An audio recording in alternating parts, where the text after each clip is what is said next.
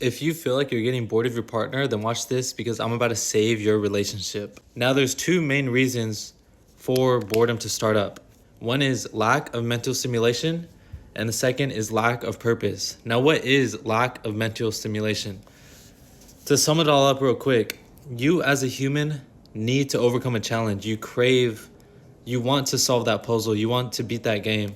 So when you got your partner, you quote unquote beat the game. So now you're in the stage where you're like, well, there's no challenge anymore. So now what? That's when the boredom creeps in. The second reason for boredom to creep in is lack of purpose. So by this, I mean, you feel like there's no purpose anymore in the relationship. This is when people say, I feel like we lost our spark. I feel like we're not the same as we used to. When in reality, you're the same person. But what happened is there's no purpose. So you guys are talking to each other every day unnecessarily and forcing a conversation when there's no purpose of you talking. This is couples seeing each other every day when there's no need. You can go every other day seeing your partner. You can go every other week seeing them and you'll be just fine.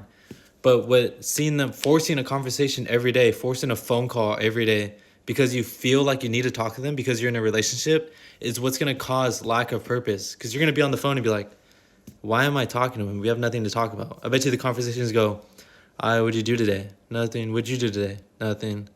And then it's like, that's it. So you need to solve the lack of purpose. And by doing this is you lower the quantity, you lower the amount of times you talk to them, and you raise the quality. Now let's look at it from a business perspective. When the supply is low, but the demand is high, the supply being the amount of attention your partner can give you, and the demand being the attention you want, when you see your partner, it's gonna feel like a extravagant meetup because you want to see them, you're looking forward to them because there's not a lot of supply. So you have to take advantage of the times you do see them.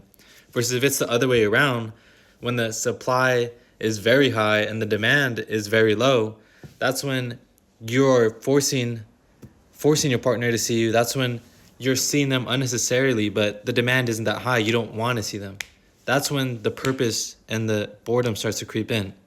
Now, to prove my point even farther, I have a friend who's been with his girlfriend for over 4 years, and they only see each other once a month. And because they both have full-time jobs, they're both full-time students. And how they do this is when they go on that date, when that once a month date, first of all, they plan it. So it's something that they look forward to in every month.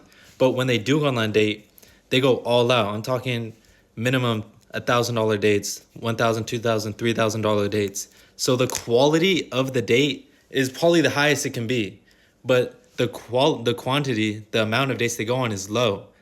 So it needs to be, you need to raise the quality in your relationship and lower the quantity, the amount of times you force yourself to text them, force yourself to call them if you want to get out of this boredom stage. Where a lot of people fail this is they think just because they're bored, they think they're falling out of love.